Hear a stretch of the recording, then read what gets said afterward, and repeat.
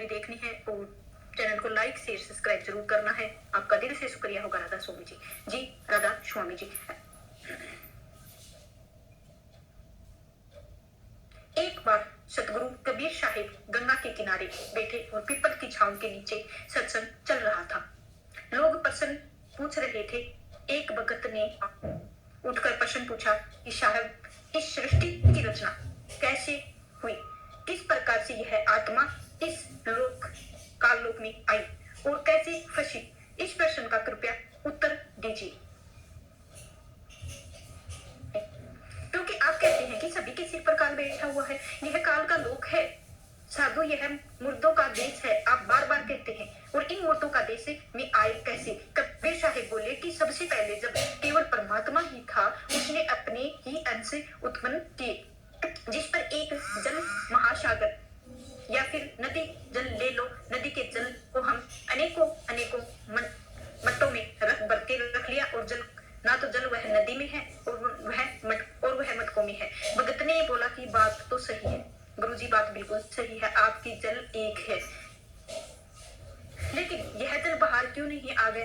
तो साहिब ने कहा कि इस जल को बाहर लाने वाला उस परमात्मा की है देन, और सारा उसी ही इस संसार की रचना की है। तो उसी ने ही काल को भी रचा है, उसी ने ही अपने 16 कलाएं रची हैं, उसी ने 16 कलाओं के काल के माध्यम से इस संसार को चला रहा है। यह सारा संसार और यह जितने भी जीव हैं, यह सब उसी के नचे हैं और अपने ही अंदर हैं। और जिस प्रकार समुद्र के जल के अंदर मछली भी पैदा होती है, समुद्र बाकी जो जीव जंतु हैं उसे पैदा होते हैं, उसी समुद्र के अंदर जाल भी है और लहर भी है, फैन भी है, और सब कुछ उसी जल में उत्पन्न होता है और उसी के अंदर विलीन भी हो जाता है। लेकिन यह सभी उस मालिक के अलग अलग कलाओं के कारण है। ठीक इसी प्रकार आपके अंदर भी सभी कलाएं हैं, और जब आप उसमें से किसी भी कला को त्याग देते हैं तो आप उस काल चक्कर में, और काल चक्कर अर्थात सीमित कर देने वाला है, फंसाने वाला है। यह काल मृत्यु भी है। और उस भगत ने कहा था कि साहब आप कहते हैं कि काल का देश है और आप कहते हैं कि काल समय है, फिर अभी आप कह रहे हैं कि काल मृत्यु है, अभी आप कहते हैं काल यमराज है, आखिर काल है क्या? हमें स्पष्ट रूप से बताइए। कबीर साहिब ने कहा कि भाई काल तो सिर्फ काल है, काल का अर्थ होता है समय, जो बीता गया भूतकाल और जो चल रहा है वर्तमान काल, आने वाला काल, भविष्य काल। तो अभी इस बात पर रही मृत्यु की ओर, यम की सुनो, यह काल अर्थात यह समय एक ही प्राणी निश्चित है। जैसे किसी समय आता है, जिस प्रकार आप सपना देखते हो, उस समय निश्चित होता है कि सपने का नहीं है। उस भगत जी ने कहा कि हाँ जी। बोले कितना समय? बोले इस प्रकार गिनती तो है, निश्चित नहीं होती है, लेकिन जैसे ही हमारी नींद खुलती है तो सपना खत्म हो जाता है। तो कबीर साहिब बोले क्या तुम्हारे सोते सोते वह सपना खत्म नहीं होता है? क्या हमेशा जागने पर ही होता है? तो भगत जी ने कहा कि नहीं साहब, सोते सोते भी सपना खत्म होता है। रात को हम सोते सोते सपना देखते हैं और उसके बाद हमारा सपना खत्म भी हो जाता है। तो कबीर साहिब बोले कि ठीक उसी प्रकार यह सृष्टि बनाई गई है और यह एक सपने की बात है और इसका समय निश्चित किया गया है कि यह सृष्टि का जो प्रलय होगा तब यह सृष्टि समाप्त हो सकती है, प्रलय आने के पहले ही समाप्त हो सकती है। लेकिन व्यक्ति यहाँ पे सृष्टि के अंदर है और यह सब कुछ समय के अधीन है, और आपका समय है, आपको जाने का समय भी हो गया और संसार में प्रस्थान भी कर जाते हो। यही तो है, इस आने के जाने के समय का ही काल कहा जाता है। और कभी आप देखिए कि आपको यह जीवन, आपको ही क्या कहते हैं कि जीवन काल है, कालखंड यह सभी, और लोग भ्रमित होते हैं कि कोई काल और है। नहीं, काल वो चीज है जिससे किसी भी चीज की सीमा बांध दिया जाता है, इस बंधन को काल कहा जाता है। यह काल अर्थात बार बार जो भी तुम्हें करता है, काल तुम्हारे सिर पर खड़ा है, इसका मतलब है तुम्हारे आने का समय तुम्हारे सिर पर खड़ा है। यहाँ जब भी तुम हो, जीते हो, स्वयं हो, क्योंकि इस एक बार वह समय था यहाँ से तुम्हारा खत्म हो गया था, फिर नहीं जान पाओगे। क्या जानते हो कि तुम सपने दिखाई देने वाला कोई व्यक्ति अपना सपना खत्म होने के बाद कहाँ चला जाता है? फिर दिखाई देता है? क्या नहीं दिखाई देता है? इसी प्रकार आपने यहाँ पर कुछ कर जाओगे और इसी संसार से स्वयं नहीं जान पाओगे। तो इसीलिए समझाते हैं कि काल देश है, इसी को आप स्वयं को जान सकते हैं, और यह समय खत्म आपकी रवानगी भी हो सकती है। आत्मा इस संसार में है, जो भी आप कह रहे हैं, जो जीव है इस संसार में फंसता है, वो वास्तव में फंसा हुआ नहीं है, वो फंसा हुआ इसीलिए है क्योंकि इसके अंदर अज्ञान है, वो स्वयं को भूल चुका है और वही जानता है कि वास्तव में कौन है, इसीलिए वह भटक रहा है।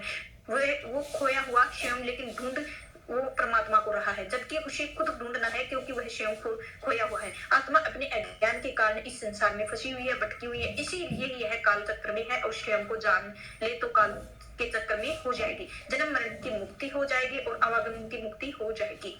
तो एक दूसरे के बगल जी वह खड़े हो गए। तो उन्होंने प्रश्न किया कि साहब, अभी अभी आपने कहा कि आत्मा जो है अपने विकारों के कारण फंसी हुई है। तो कबीर साहिब ने कहा हाँ। तो उन्होंने कहा कि आत्मा तो शुद्ध रूप है, तो बरा का रूप है। तो आप स्वयं कहते हैं आत्मा परमात्मा एक है, आत्मा और परमात्मा एक है, तो यह आत्मा विरुद्ध कैसे हो गई है, तो अशुद्ध कैसे हो गई है। तो कबीर साहब बोलने लगे कि उदाहरण बताया कि जिस प्रकार एक नदी का जल एक मटके के अंदर भर दे तो दोनों जल है नहीं, बोले हाँ दोनों जल है। तो दोनों के अंदर समान गुण है नहीं, तो बोले जी हाँ दोनों के समान है। यदि दोनों के अंदर समान गुण है तो फिर भी वह मटके के अंदर तुमने जल भरा है उसमें कीड़े क्यों पड़ जाते हैं, जबकि वह वातावरण नदी के लिए भी है और वही वातावरण मटके के लिए भी है। मिट्टी मटके में भी है और मिट्टी बाहर नदी में भी है। वह हवा नदी के ऊपर भी लग रही है, वह मटके पर भी लग रही है, फिर उसके अंदर कीड़े क्यों पड़ जाते हैं, क्यों धीरे धीरे उसके अंदर कीड़े पनपने शुरू हो जाते हैं। तो वो व्यक्ति जो निरंतर बोले कि इस चीज का तो हमें नहीं पता।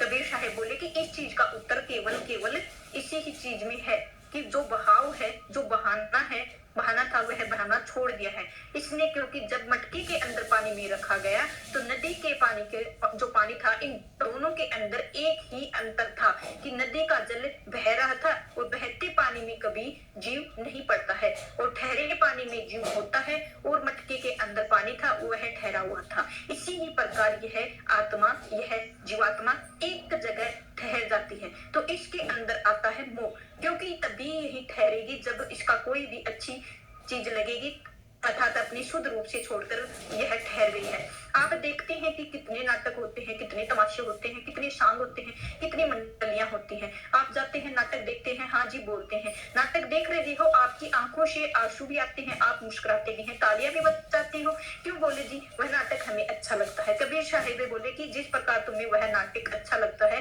न केवल वह अच्छा लगता है बल्कि उस नाटक में जीने लगते हो। क्या तुम्हें नहीं पता कि वह नाटक झूठ है? क्या तुम्हें नहीं पता कि उसके सभी पात्र काल्पनिक है? फिर भी आप क्यों रोते हो देखकर? तुम ज्ञानी होते हुए भी सब कुछ जानते हुए भी क्यों रोते हो?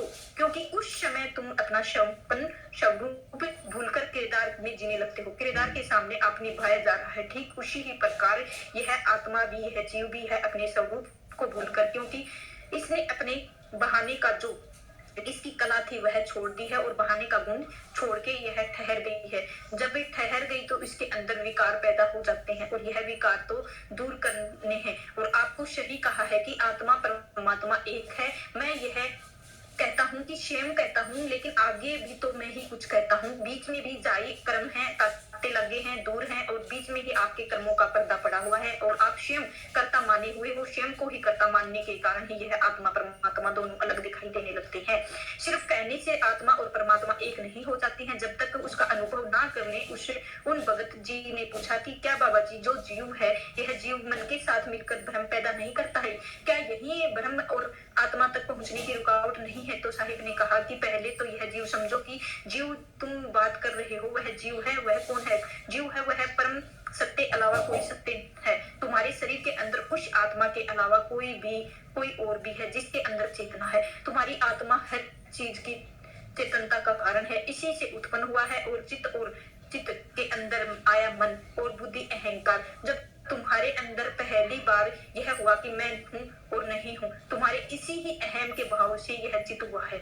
और इसके बाद तुम्हारे विचार जब पैदा हुए हैं, उत्पन्न हुए हैं, तो मन का यह विचार सही और गलत है और इसी ही निर्णय किया गया है और उत्पन्न हुई है बुद्धि। यही मन है और बुद्धि और अहंकार मिलकर बना आपका चित्त स्वरूप है और आप इसी ही चित्त स्वरूप को आत्मा कहते हैं और यही चित्त स्वरूप आत्मा के साथ चेतन है।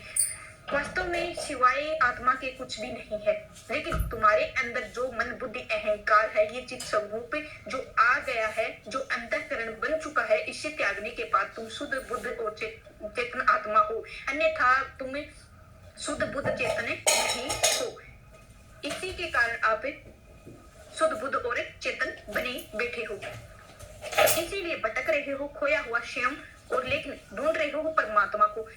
बल्कि उसे खुद को ढूंढना है, क्योंकि स्वयं खोया हुआ है तो आत्मा अपने अपने ज्ञान के कारण ही इस संसार में फंसी हुई है। इसी के कारण हम आगे पीछे होते रहते हैं, भटकते रहते हैं। हमें अपने अज्ञान के कारण ही उस मालिक से बिछड़ गए हैं। तो फिर हम इस प्रकार से हम आपस में उस अज्ञान से छुटकारा कैसे हो सकता है? कबीर साहिब बोले कि ज्ञान को जानकर जो सत्य है उसे जानकर और असत्य है उसे त्याग कर उसके साथ एक हुआ हूँ, हो सकता हूँ। और तुम्हारे अंदर जो भी अवगुण है उन्हें त्याग दो। जो मालिक के हैं 16 कलाएं हैं, उन 16 कलाओं को मालिक आपको दिया है और आप उन कलाओं को भूल चुके हो, उन 16 गुणों को भूल चुके हो। आप उन अपना लो और अपना फिर शुद्ध हो जाओ।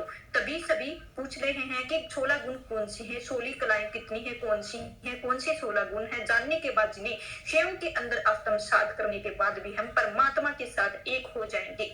कबीर साहिब बोले कि वह 16 जो गुण है, वह कलाएं हैं, वह सबसे पहली कला है निर्माण कला। और यह निर्माण कला हम सभी के अंदर है और हम सभी संतान की उत्पत्ति करते हैं और हम चीजों का निर्माण करते हैं। हम सृष्टि के अनेकों चीजें बनाते हैं और निर्माण की कला हमारे अंदर है, हमें उसे जानना है। और दूसरी जो कला है वो है ज्ञान। और आप लोग ज्ञान को भूल के अज्ञानी हो जाते हो। सत्य को ज्ञान को जान लेना है और आपको जैसे ही सत्य ज्ञान हो जाएगा लोग आप ज्ञानी हो जाओगे। जब ज्ञानी हो जाओगे तो दूसरा गुण आपके अंदर आ गया है। तीसरा गुण है वह है जब आपके अंदर विवेक का जागरण होगा, अर्थात सही क्या है, गलत क्या है, उत्तम क्या है, अधम क्या है। आपकी आत्मा के लिए जब आप इस चीज को जान लोगे, और यह कहलाता है विवेक।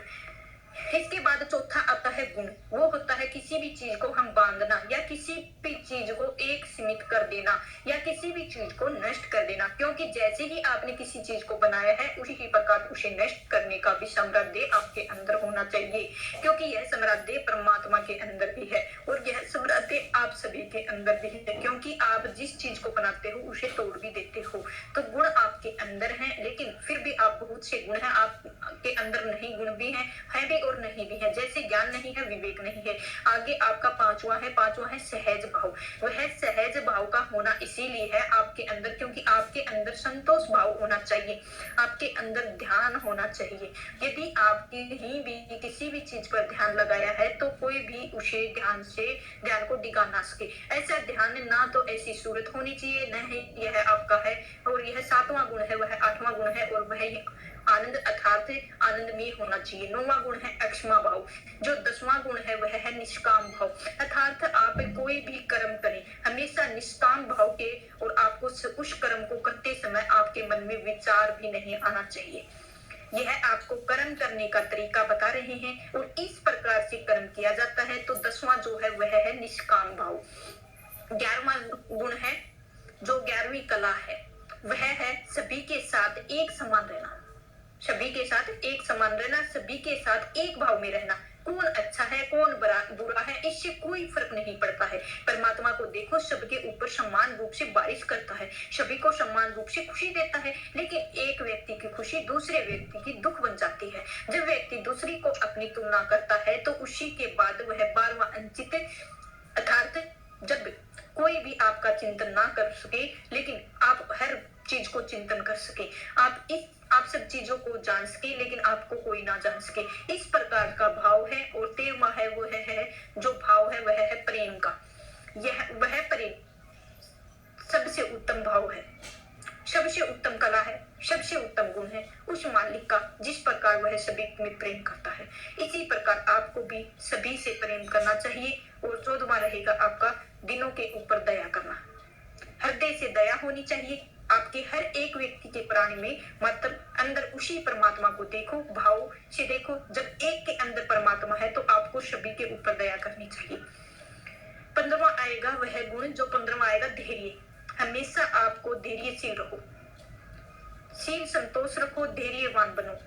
लेकिन व्यक्ति धैर्य नहीं रखता है और छटपटाता रहता है, हर चीज में जल्दबाजी करता है। धैर्य रखो, धीरज रखो। और अंतिम रहेगा 16वां, वह है गुण या 16वीं जो कला है वह है मालिक की, वो होगा योग, अर्थात उस परमात्मा के साथ जुड़ना।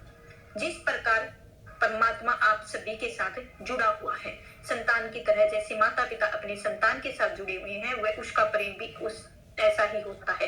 एक अंदर से एक अलग ही ममता होती है। इसी प्रकार आपके अंदर वो वो प्रेम ममता होनी चाहिए और मोह की बात नहीं हो रही है, प्रेम की बात हो रही है। योग संतायन इसी ही का नाम है और जो आप संतान के साथ जुड़ते हैं एक भावना की डोर के साथ, वही भाव यहाँ पर योग बताया गया है।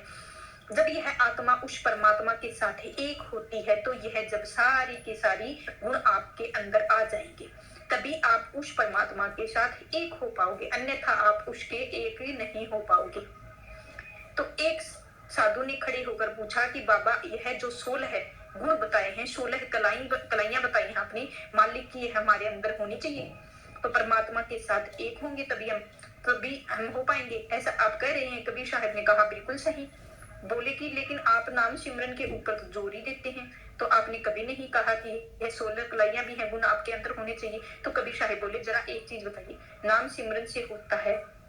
तो बोले आप बोलते हैं कि आप परमात्मा की प्राप्ति होती है। इससे कबीर साहब बोले कि यह तो मैं कहता हूँ, लेकिन अपने स्वयं के अनुभव क्या होगा, इससे क्या होता है। उन साधु बाबा ने कहा कि साहेब इससे धीरे धीरे मन शांत होता है। तो कबीर साहब बोले सही बात है, यह नाम इस मन को शांत कर देता है और इसके अंदर जो भी विचार चल रहे हैं वह विचार क्षण हो जाते हैं, धीरे धीरे मन को शांत हो जाते हैं। और मन शांत हो गया तो किसी के प्रति ईर्ष्या द्वेष नहीं हो रहा, तो संभव है अपने आप आ गया होगा आपको समझ में। तो आप नाम सिमरन करते हैं, फिर नाम से आपके विश्वास होता चला जाएगा और विश्वास चला जाएगा तो धीरे धीरे आपके अंदर प्रेम भाव उठना शुरू हो जाता है। जब नाम ही विश्वास होता है तो आप यह समझ जाते हैं कि यदि वह मालिक मेरे अंदर है तो मेरे सामने वाले के अंदर भी है, वह परमात्मा के कण कण में भी है, हर जगह है। वो राम, मेरा राम हर जगह है और मैं रमा हुआ हूँ और वह सब रमा हुआ है। क्या आप किसी से बैर करोगे? आपके अंदर दया भाव आएगा, सभी के प्रति आपके अंदर दया भाव आएगा। जल्दबाजी आप कभी नहीं करोगे, आप जान पाओगे कि सब कुछ राम ही है और वही सब कुछ कर रहा है। फिर आपके अंदर संतोष भाव आएगा और फिर आपके अंदर धैर्य भी आएगा और फिर सारी कलाएं भी आएंगी। आपको बताए जो गुण है यह सब कुछ और आपके अंदर आएंगे। जो कला की है काल है, वो काल की कला आपके अंदर पहले ही मौजूद है। जो निर्माण कला है, कर्म कला, वह भी आपके अंदर है, पहले से ही मौजूद है। फिर आपके बाद आप धीरे धीरे जान पाओगे कि ये सब आपसे जो परमात्मा है वह बड़ा ही कोई सत्य नहीं है, वही हम भी हैं और हम और अलग नहीं हैं और हम और वो दोनों ही एक ही स्वरूप हैं। केवल अज्ञान के कारण हम अलग और सब कुछ चीज भान और आपको होगा, आपके मन यह अज्ञान धीरे धीरे दूर होगा, जो सत्य ज्ञान और उस सत्य ज्ञान को आप पा पाओगे और जान पाओगे। क्योंकि अज्ञान दूर होने का नाम ही ज्ञान है, अंधकार मिटने के नाम ही प्रकाश होना है। अंधकार तभी मिटेगा जब प्रकाश होगा। तो इसी ही प्रकार यह नाम सिमरन यह चमत्कार करता है, बाकी से नहीं हो सकता है। और आपके अंदर दया होगी, आपके अंदर क्षमा होगी, आपके अंदर शील भाव संतोष होगा और आप सभी के साथ जल की तरह एक जैसे रंग रहेंगे और आप सभी पक्षपात नहीं कर सकोगे और काम करोगे, निष्काम भाव से आप काम करोगे। आप फिर भी इन चीजों के चिंतन करोगे, लेकिन आपका चिंतन करने वाला कोई नहीं होगा। लेकिन क्योंकि सब कुछ परमात्मा है और आप परमात्मा के रूप में चिंतन कर रहे हो, लेकिन आपका चिंतन करने वाला कोई नहीं है, क्योंकि सब कुछ परमात्मा है। आप दोनों पर दया करेंगे, क्योंकि आप जानते हो कि परमात्मा ने आपको समृद्धशाली बनाया है किसी के ऊपर दया करने के लिए। तो आपके उनके ऊपर दया करेंगे और आप उनसे दूरी नहीं बनाएंगे। और हर मालिक के अंदर हर मालिक वही है और हर इंसान के अंदर मालिक है और यही धीरे धीरे आपके अंदर दर्द होते जाएंगे। 16 गुण और कलाएं हैं वो आपके अंदर हैं, बनती जाएंगी, एक एक करके आपको अंदर आती जाएंगी और आपका उतना ही प्रभु के नजदीक होते जाओगे। आप योग कीजिए, नाम का सिमरन कीजिए, कोई फर्क नहीं पड़ता है। केवल फर्क पड़ता है इतना ही कि नाम सिमरन सहज मार्ग एक सहजता के साथ किया जाता है और योग में ही शरीर कष्ट दिया जाता है। मैं कष्ट के समर्थन में भी कभी नहीं हूँ, क्योंकि भूखा रहने से आपके आप प्यासा रहने से मालिक नहीं मिलता है। और इंद्रियों का दमन कर सकते हो लेकिन इंद्रियों के समन नहीं करते हो। मालिक इंद्रियों का दमन करने से नहीं मिलता है, क्योंकि किसी की भी चीज को अगर दबा दोगे तो फिर वह ऊपर कर आ जाएगी। लेकिन यदि किसी चीज को आपको शांत कर दिया है, खत्म कर दिया है, समन कर दिया है, तो उभरने की गुंजाइश ही खत्म हो जाती है। इस प्रकार एक साधक उठकर पूछा कि बाबा आप कह रहे हैं कि जो कुछ है वह सब कुछ परमात्मा है, तो फिर यह इतने देवी देवता है, 33 करोड़, ये सब क्या है? तो कबीर साहिब बोले कि 33 करोड़ देवी देवता तो हैं और नहीं भी, क्योंकि 33 प्रकार के देवी देवता हैं, बोले हैं 33 प्रकार के हैं, लेकिन आप कहते हैं कि 33 करोड़ हैं। तो कबीर साहिब बोले तुम्हारे मन के अंदर यह भ्रम बैठा हुआ है कि 33 करोड़ है, इसीलिए तुम्हारे मन में भ्रम निकलने के लिए मैं कहता हूँ कि 33 करोड़ हैं। और यदि तुमसे मैं कहूंगा कि 33 प्रकार के हैं तो सोचोगे कि 33 प्रकार के और हैं, इसीलिए मैं तुम्हें समझाने की कहता हूँ कि जिस कक्षा में बात होता है उसी ही स्तर को आपको समझाया जाएगा। इसीलिए मैं बताता हूँ कि 33 कोटि तुम 33 करोड़ जी कहते हो, जो तुम्हारे अंदर भी है भ्रम है।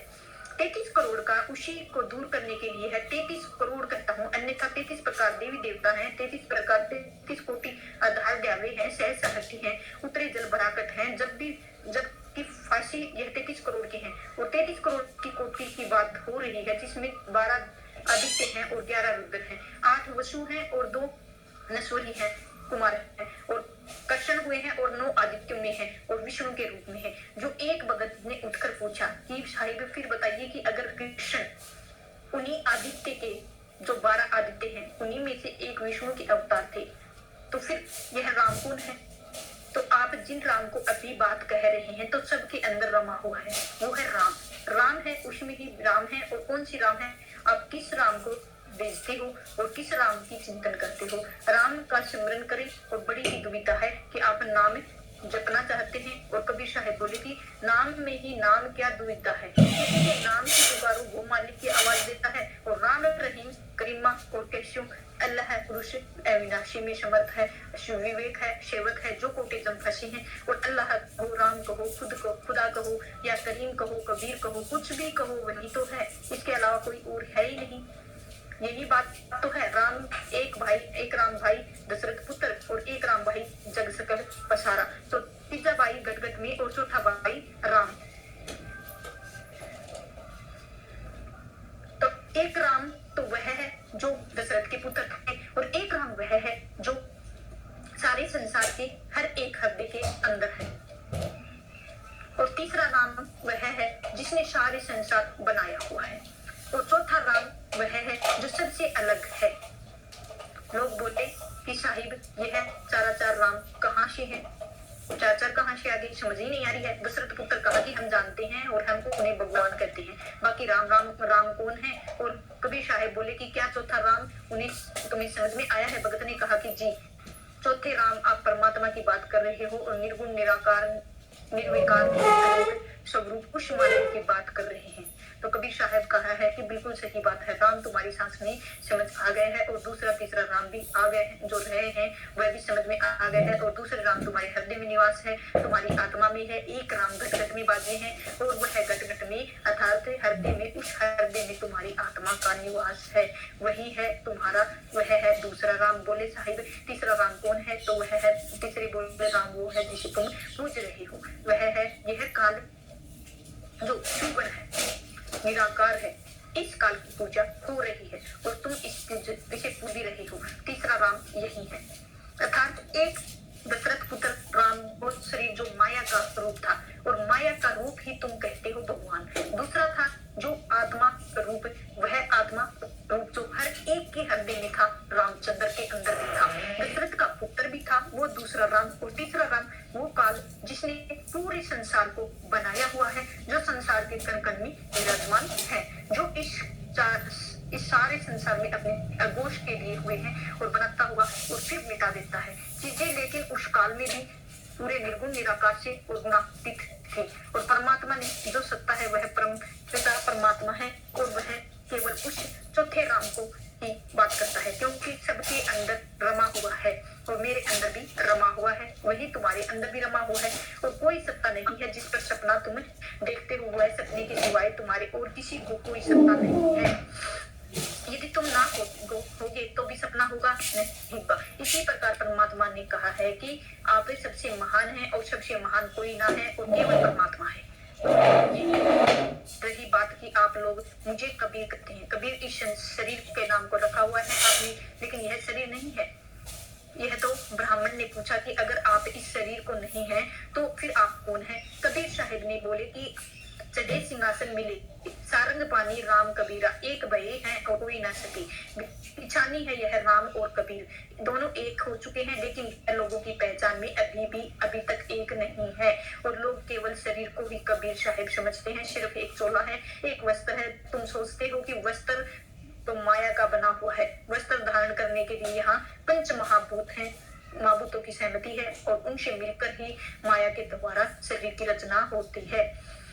तो वो कबीर है। और ब्राह्मण ने पूछा कि साहब कौन है, कौन वो कबीर है? तो कबीर बोलते हैं, हाड मांस जाके नहीं, सवासा नहीं शरीर, अन्न जल बाके नहीं, काका नाम कबीर। कि जो हड्डी, वसा, चमड़ी, खून, इससे बना हुआ शरीर, यह कबीर नहीं है। जिसके ना तो श्वास है, ना प्राण है, ना पिंड है, ना शरीर है, और ना ही अन्न का आहार करता है, ना ही जल पीता है। तो कबीर वो है कबीर। बोले कौन? बोले वो तुम्हारे इस शरीर के अंदर बैठा हुआ परम तत्व है, जिसे ना तो मांस, ना रक्त, ना श्वासों में जीवित रहता है, और ना ही शरीर के कारण जीवित रहता है। यह शरीर मर जाता है, लेकिन वह फिर नहीं रहता है। वो कबीर है, उसका नाम कबीर है। इस संसार में कबीर मत समझो, और यह शरीर माया का रूप है, यह रह जाना है। और तुम कबीर कह रहे हो वह शरीर है, लेकिन जिस कबीर की बात कह रहे हैं वो शरीर नहीं, वह शरीर ही है। तभी एक औरत खड़ी हुई और थोड़ा वृद्ध अवस्था की थी, और उसने वह पूछने लगी कि बोली कि साहब मैं ईश्वर बहुत ही बड़ी भक्ति हूँ ईश्वर की, लेकिन धीरे धीरे इसे समाज के अंदर रहते हुए, परिवार के अंदर रहते हुए अपने उस मार्ग के से भटक गई हूँ। मैं अब वापस सत्य मार्ग पर चलना चाहती हूँ, बताइए मैं कैसे और सत्य मार्ग पर आ पाऊंगी? तो साहिब ने कहा कि आप बहुत बड़ी भक्त थी, आप भक्ति नहीं की थी। बोले आप क्या कह रही हैं? नित्य प्रतिदिन पूजा अर्चना, संध्या आरती, वंदना सब कुछ करती थी। जब तक सुबह सुबह नहा ना लूं, तब तक सुबह सुबह प्रभु का भोग ना लगा लूं, तब तक मैं अन्न आहार नहीं करती थी। तो कबीर साहिब बोले कि आप जो स्वयं कह रहे हैं कि मैं बहुत बड़ी भक्त थी, तो इसी ही अहंकार, इसी में एक अहंकार झलकता है कि जिसके अंदर अहंकार है वो है भक्ति हो ही नहीं सकती। स्वयं अहंकार त्याग दो। जैसे ही आप स्वयं का अहंकार त्याग दोगे, आप अपने मन को यह चीज निकाल जाओगे। और कभी भी भक्त नहीं थी। और एक चीज निकाल दीजिए कि आपके अंदर धीरे धीरे अनियता अपनी शुरू होनी चाहिए, अपने अंदर असीम भाव होना चाहिए, जो दास भाव लाओ और कहो परमात्मा उसका कर्म और मुझ पर है, और वह करवाता है। और लेकिन चीज उस मार्ग में भूल चुकी है, तो अभी उस पर दोबारा चलने में कोई दिक्कत नहीं है। हर एक अक्षर शुभ है, और हर एक समय शुभ समय होता है। तो परमात्मा का नाम सिमरन करने के लिए कोई भी मुहूर्त नहीं देखना है, कभी भी टाइम मिले उसी टाइम बैठ जाना है, और सत्य मार्ग पर चलना चाहिए। केवल और केवल सत्य बोलना चाहिए। शुरू कीजिए और सिमरन कीजिए, मालिक का सिमरन कीजिए। और आप जो आज 16 कलाइयां हैं, वह जो गुण है आपको बताए हैं, सारे गुण आपके अंदर जैसे आएंगे आप मुक्त हो जाएंगे। लेकिन सिमरन कीजिए प्रेम और विश्वास के साथ, क्योंकि जिसने उस मालिक को प्रेम किया, जिसने विश्वास किया, उसके चौथे राम बारे में जानते हैं, उसको बचता है, वह मुक्ति पाता है, फिर इस संसार से नहीं भटकता है। उसके रास्ते के आने के लिए कोई मेहनत नहीं करनी पड़ती। आप एक कदम बढ़ाओगे तो रोजाना आप सिमरन शुरू कर पाओगे, और जो है आप शुरू कर पाओगे। आप एक भगत जी ने खड़े होते हुए पूछा कि वह बोले कि साहिब अभी तो आपने आत्मा और परमात्मा एक है, आत्मा परमात्मा एक है, और नूर जुहूर अभी आप कह रहे हो कि परमात्मा मिलने के लिए तैयार बैठा है। तो कबीर साहिब बोले कि बिल्कुल सही बात है। बोले लेकिन जब एक ही है तो मिलना किससे है? तो कबीर साहिब बोले कि क्या आप स्वयं जानते हो, जब तक आप अज्ञान हो, जब तक आपको एक अज्ञानी की तरह समझाया जाएगा, आप नाम सिमरन करोगे, धीरे धीरे उस मार्ग पर चलोगे, तो अपने आप आपको सच्चे ज्ञान का अनुभव होना शुरू हो जाएगा। तो आत्मा परमात्मा एक है, और उसमें दो राय नहीं है, बिल्कुल दो राय नहीं है। वह आत्मा परमात्मा नहीं, बल्कि यह कहो कि वह परमात्मा ही है, और यह आत्मा के रूप में है। जिस प्रकार नदी में जल के रूप में घड़े के अंदर, क्या घड़े में जल नदी हो सकती है? नहीं। तो तुम्हारा जो नाखून है वह नाखून तुम हो सकते हो क्या? नहीं ना। तो लेकिन तुम नाखून हो यह सकते हैं, और उंगली तुम्हें पर ही नहीं। नाम क्या है? तो आपका नाखून तो उंगली पर हो सकता है, पर नाखून पर उंगली नहीं हो सकती है। उन्होंने कहा कि माधव बोले कि क्या तुम्हारी उंगली माधव है? माधव ने कहा नहीं साहब। बोले इस यही बात है कि जिस प्रकार तुम्हारी उंगली माधव नहीं है, लेकिन माधव है, उस वही उंगली है। तो दोनों बातों में भेद है, और एक तरफ अहंकार है और एक तरफ में संपरण है। जब कहते हैं कि माधव की उंगली है तो यह उंगली संपरण है, और जब कहते हैं कि यह उंगली ही माधव है तो वह उंगली अहंकार है। इसी प्रकार समझाया गया है कि आपका अहंकार है, वह आप कहते हैं कि परमात्मा मेरे अंदर है और वही मैं हूँ, परमात्मा जो भी है बना हुआ है। यह जो आपका संपरण है, हमेशा संपरण भाव से रहो, और जब तक संपन्न भाव दास भाव नहीं होता है, आप अपने स्वरूप को नहीं पा पाओगे। तो आत्मा परमात्मा एक ही होती है, और उससे पहले आत्मा परमात्मा एक नहीं होती, क्योंकि जिस प्रकार तेल और पानी एक नहीं होता है, अपनी अहंकार होती है, तेल का गुण है अहंकार को छोड़ दो, और जैसे ही अहंकार को मिटा दोगे, अहम मिटा दोगे, अपने आप फिर तुम्हारा उस मालिक के साथ साक्षात्कार हो जाएगा। फिर तुम जान पाओगे कि वहां कुछ भी नहीं है। बोले साहेब क्या आपने जाना है? उसे बोले कि किसे? बोले जिस परमात्मा की आप बात कर रहे हो। बोले जाना है ना, तो मैंने स्वयं को जाना है, लेकिन जब मैंने स्वयं को जाना है तो मैंने उसे नहीं जाना है, जब उसे जाना है तो स्वयं को नहीं जाना है। बोले यह कैसी अटपटी बात कर रहे हो? बोले यही तो बात है, यही तो अनुभव समझा रहे हैं कि क्योंकि जब मैं था तो हरि नहीं, जब हरि है तो मैं नहीं। तो प्रेम की गली अति साता में दो ना समाई, दो नहीं आ सके। तो प्रेम की गली केवल एक ही आ सकता है, या तो तुम आओगे या रहोगी, या मालिक नहीं होगा।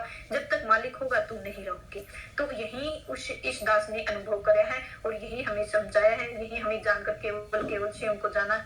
कोई नहीं, ना कोई काल है और ना ही कोई काल है, और ना ही कोई बंधन है, ना ही कोई बरहा, ना कोई, सब एक है। वही चीजें हैं और वही परम है, वही परम तत्व है और वही प्रेम सतगुरु है। नाम सिमरन कीजिए, उसी में ध्यान दीजिए। नाम सिमरन के साथ साथ आप 16 कलाइयों पर भी ध्यान दीजिए, ताकि हम जल्दी से अपने मकसद को पा सकें, धारण कर सके, कोशिश कर सके, ताकि जल्दी से जल्दी मुक्ति कर सके। जिस नाम पर बल पर पत्थर पर तैर जाते हैं, वैसे ही हम भी अपनी मुक्ति कर पाए। तो आज का सत्संग इधर ही समाप्त होता है। राधा स्वामी जी। जी राधा स्वामी जी। चैनल को लाइक शेयर सब्सक्राइब जरूर करें। आपका दिल से शुक्रिया होगा, आप पूरा सहयोग दें, आपका दिल से शुक्रिया होगा। राधा स्वामी जी। जी राधा स्वामी जी। जी।